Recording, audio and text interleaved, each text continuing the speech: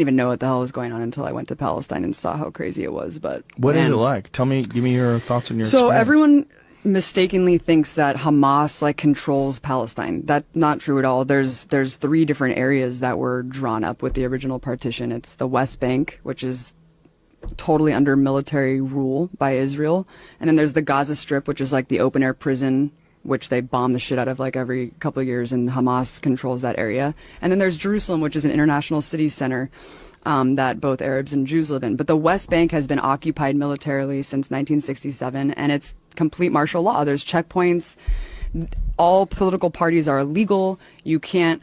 Having a gun is like the least of it. You can't hold a flag. You can't belong to a political party. You literally can't do shit if you're a Palestinian. You just have to sit there and submit.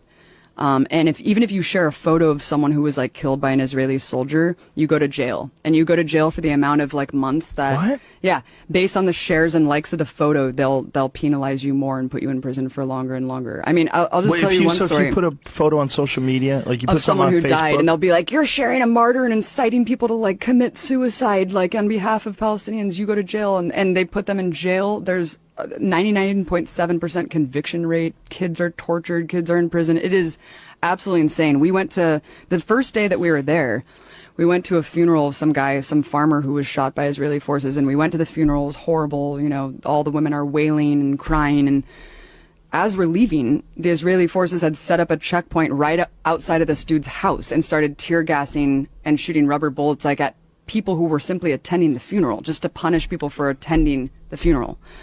We went to another girl's house named Aya, who got shot in the vagina for peacefully protesting at some protest, and they shot 200 people that day. One guy next to her died, another guy was paralyzed. They have a policy called shoot to cripple, where they shoot guys in the dicks. Yeah.